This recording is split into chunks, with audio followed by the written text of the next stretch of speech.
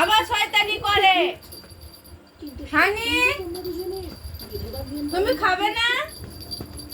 ই মা আসনটাকে কি করে দিল? খাবার দেব তো।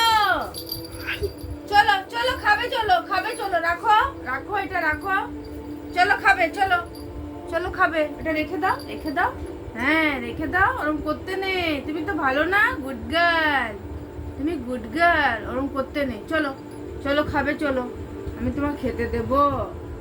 ও বললাম দেব না, তার জন্য রাগে ওইরকম করছো, রাগে করছো।